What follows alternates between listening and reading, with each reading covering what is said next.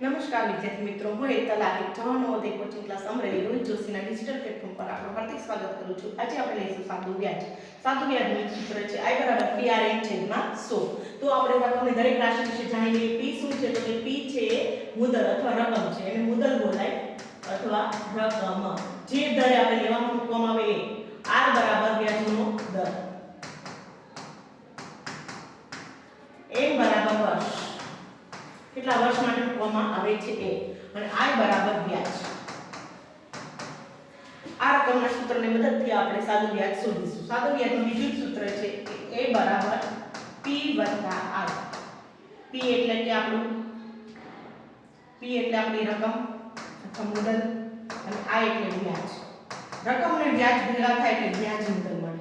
વ્યાજ મુદ્દલ એટલે A = આપણો થઈ જશે વ્યાજ મુદ્દલ.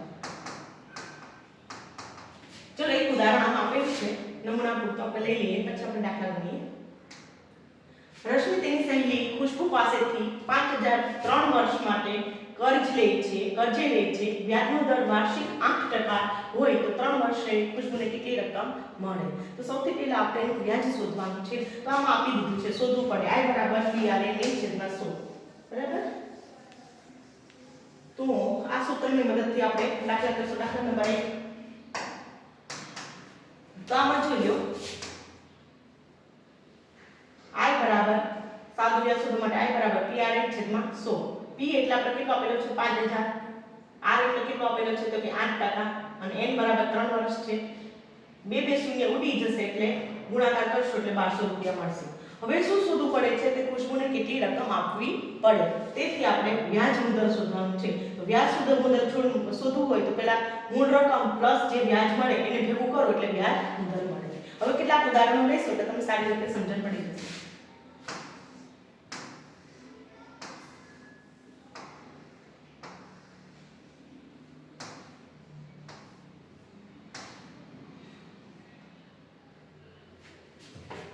ચલો પહેલું એક ઉદાહરણ છે કે P = 1000, N = 2 વર્ષ, R = 7.5%, I = શોધવાનું છે ને વ્યાજ મુદ્દલ શોધવાનું છે. સૂત્ર આપણે ખબર જ છે કે I = PR/100. બરાબર? તો હવે રકમમાં પ્રમાણ મૂકી દઈએ. P કેટલો આપેલો છે? 1000 આપેલો છે.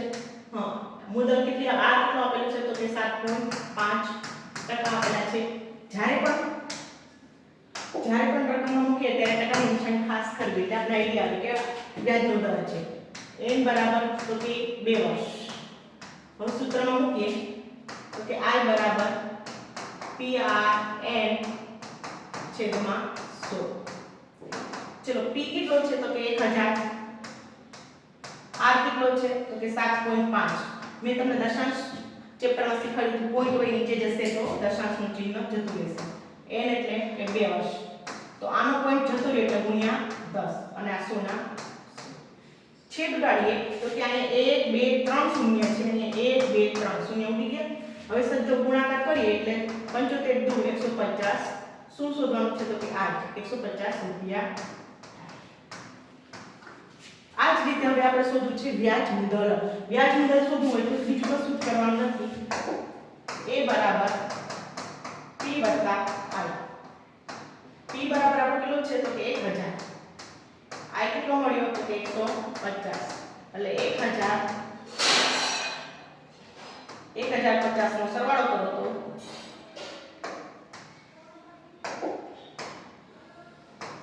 50 રૂપિયા. આ શું મળ્યું? વ્યાજ મુદ્દલ. આમ ચેપ્ટરમાં આપેલા કોઈ પણ બે રાશિ, એક રાશિ આપેલી હોય તો પણ મળી જાય, અને બે રાશિ આપેલી હોય તો પણ મળી જાય. દાખલા નંબર લઈએ બીજો.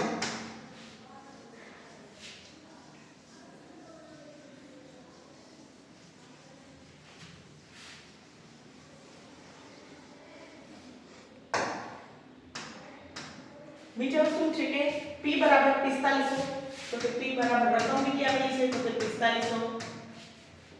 N = કેટલા આપેલા છે? તો કે N = 3 વર્ષ. R શોધવાનો છે, અને વ્યાજ I કેટલું આપી દીધેલું છે? તો કે 1350, અને એ શોધવાનો છે. ચલો સૌથી પહેલા આપણે શું શોધવાનું છે? આ છે આપણી પાસે સામાન્ય સૂત્ર આ છે કે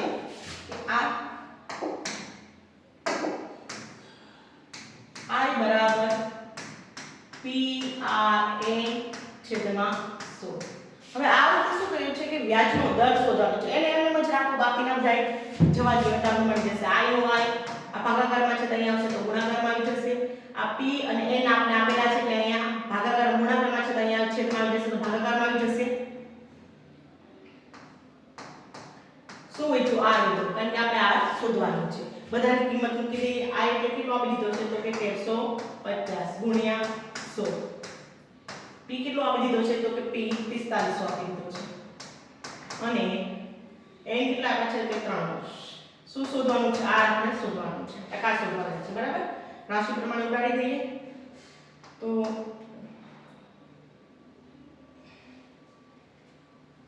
શૂન્ય શૂન્ય બે કેન્સલ કરી નાખશું, બરાબર.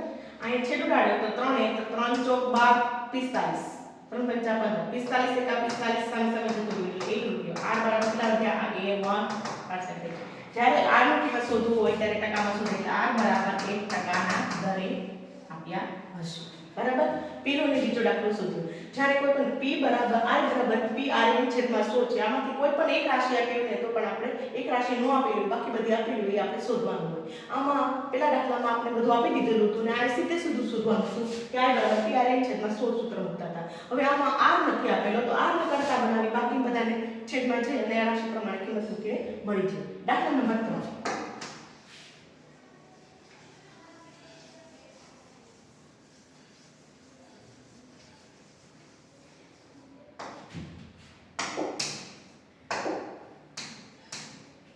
ત્રણમાં શું છે તો કે P બરાબર 6000 રૂપિયા, બરાબર.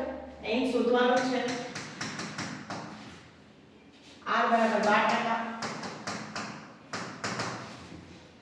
I બરાબર 720 રૂપિયા અને A શોધવાનો છે.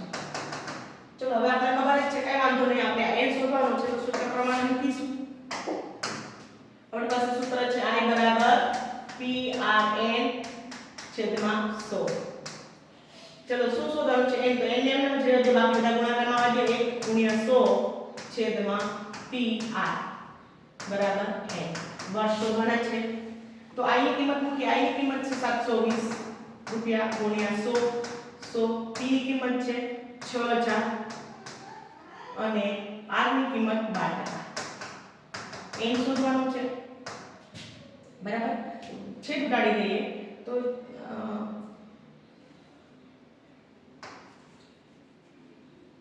12 6 72 બે બે શૂન્ય કેન્સલ, બરાબર.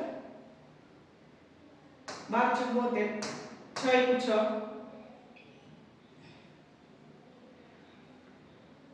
સ્ટોપ કરતો છે.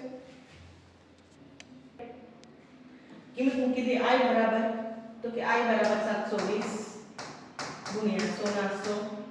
P બરાબર આપણી કિંમત છે 6000, R બરાબર છે 12 ને M શોધવાનું છે. તો 1 2 3 3 શૂન્ય કેન્સલ કરી નાખવું, વધ્યા 6 12 6 72 12 એકા 12 એટલે 1 વર્ષ. N બરાબર કેટલા મળ્યા તો 1 વર્ષ. ચલો હવે શું શોધવાનું છે? A આતન શોધવાનું છે. વ્યાજ મુદત A આતન શોધવાનું છે. વ્યાજ મુદત છે P વત્તા I. P એટલે આપણી રકમ કેટલી છે તો P એટલી રકમ છે 6000 વત્તા I કેટલો છે? I કેટલો મળ્યો? I આપણે આપેલો છે 720.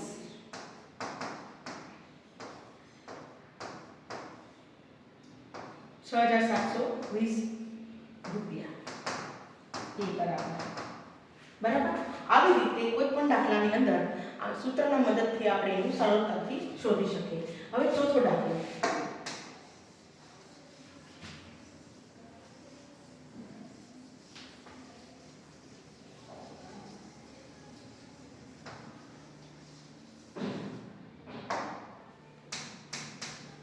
ચોથા દાખલામાં શું છે તો કે P નથી આપેલું, બરાબર.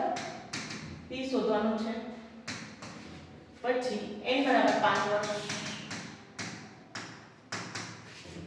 પછી R ચોથા દાખલાની અંદર R બરાબર 8%.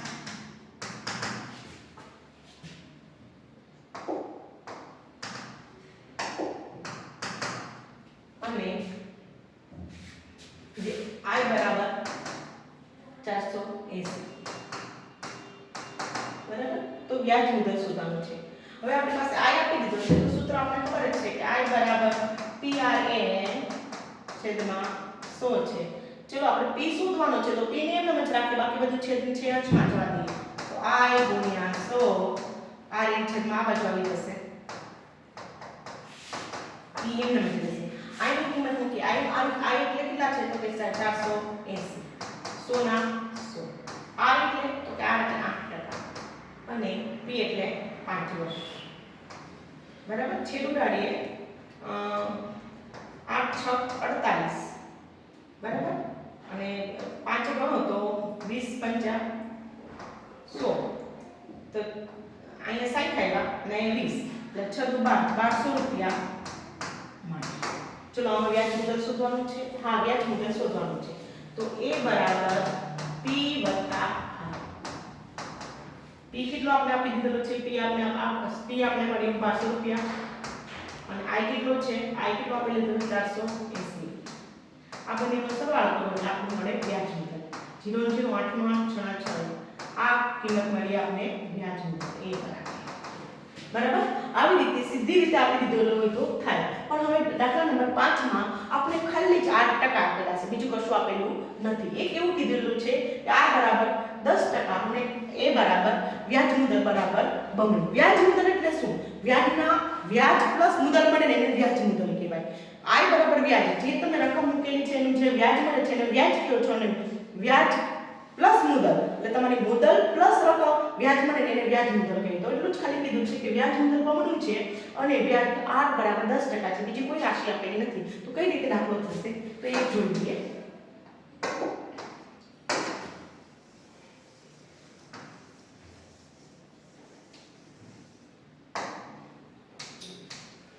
બરાબર. છઠ્ઠો દાખલો, 8મો દાખલો છે. ખાલી આપણે શું આપેલું છે તો કે R બરાબર 10%.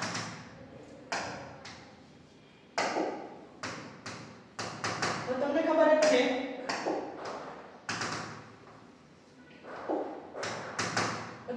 છે P નથી આપેલું, P શોધવાનો છે, I શોધવાનો છે, N શોધવાનો છે. તો કઈ રીતે થાય? બરાબર. તો આપણે એક વસ્તુ વિચારીએ કે I બરાબર P વત્તા I એ જે આપણે મળશે એ આપણો થશે. રકમ પ્લસ મુદ્દલ મળશે ને વ્યાજ, એ આપણું વ્યાજ મુદ્દલ છે. આ શું છે તો કે ભાઈ રકમ છે. આ શું છે તો કે વ્યાજ છે. આ શું છે તો કે વ્યાજ મુદ્દલ છે. હવે તમને એવું કે આ વ્યાજ મુદ્દલ છે ને એ તમને શું આપી દીધું તો કે બમણી. બમણી એટલે આપણે માનો કે 200. બરાબર. એ 200 આપી દીધું છે. એ 200 ક્યારે આવશે? આ બેનો સરવાળો 200 હશે ને તો આવશે. તો માનો કે P બરાબર આપણે 100 લઈએ, I બરાબર 100 લઈએ. થઈ ગઈ વ્યાજ મુદ્દલ બમણી. તો આપણી પાસે P આવી ગયો, I આવી ગયો. એના મદદથી આપણે N શોધી શકીએ. બરાબર. R તો આપણે આપેલો છે 10%. તો સૂત્ર મૂકીએ. I બરાબર PRN છેદમાં 100. ચલો આપણે શું શોધવાનું છે? N શોધવાનું છે. I ગુણ્યા 100 છેદમાં PR છેદમાં N. તો I એટલે આપણે કેટલો આપેલું? આપણે ધરેલું છે 100%. P એટલે 100, P એટલે 100, R એટલે 10%. ચલો કેન્સલ થઈ જશે. સરખા શૂન્ય એક એક કેન્સલ. તો N બરાબર શું વધ્યું તો કે N બરાબર 10 વર્ષ થશે ને ત્યારે એની રકમ બમણી થશે. બરાબર. આ જ રીતે ચેનલની અંદર તમને આગળના બધા વિડીયો જુઓ અને હોમવર્ક ફરીવાર કરો. બધા જ વિડીયો એકવાર ફરીવાર જુઓ, હોમવર્ક સારી રીતે કરો. આ ચેનલને લાઈક કરો, શેર કરો, સબસ્ક્રાઇબ કરો. Thank you.